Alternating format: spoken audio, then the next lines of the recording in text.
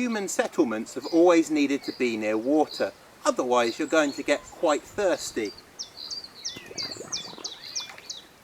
Nowadays, of course, we wouldn't drink the water straight from the river. We have all sorts of filters and clever cleaning methods to make sure that the water we're drinking is nice and refreshing. Rivers have also always been important because they are a good way to travel and to move things around. From as long ago as the Stone Age, people have been using rivers for travelling and for moving heavy objects.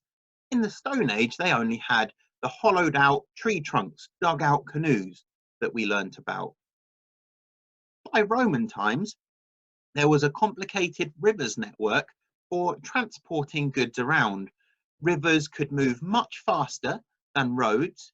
It was much less effort. You didn't have to have a heavy oxen pulling your cart. Instead, you could use the flow of the river to help you, the wind and natural resources to move you along.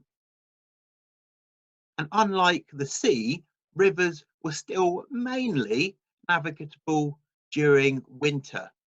Also on a river, it was much easier to avoid being robbed by bandits, whereas on a road, that could happen. Roads need to be built and then they need to be maintained, all those pesky potholes being filled in. Rivers don't suffer so much from this and can mainly be left as they are with only small bits of maintenance. So rivers were a natural network already in place, ready to use.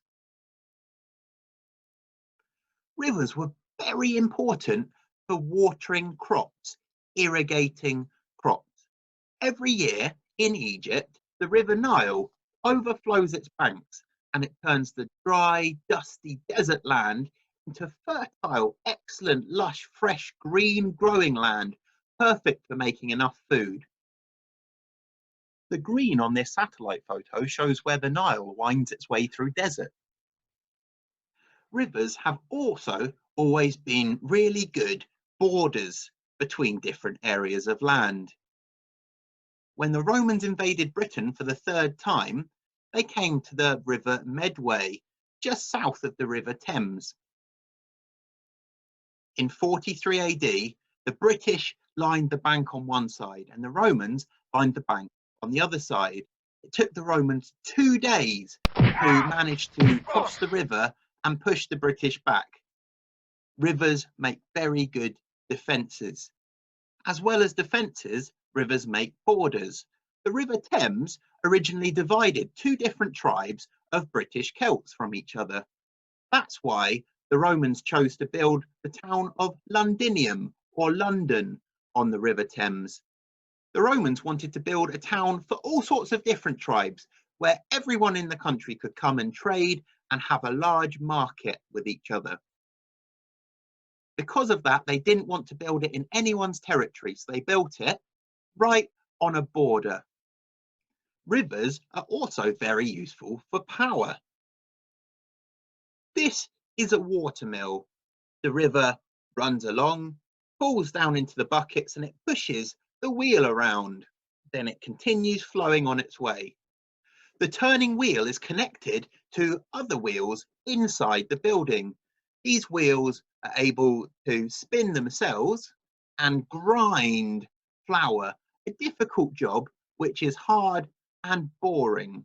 But through this watermill, the grain is able to be ground into flour, which can be used to bake bread. And a boring, difficult job is made easy and automatic. River power isn't just a thing of the past. Today, we have special power stations called hydroelectric power stations.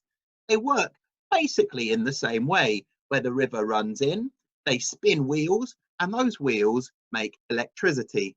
And we can use that electricity to power our computers so we can watch YouTube videos. Although rivers can sometimes flood and cause damage, they have been and still are really useful parts of our country and a big part of our history. I hope you'll look at rivers a little bit differently now, Year 3. That's everything for today. Thank you for popping in. Please look after each other and be kind to each other. I'll see you next time.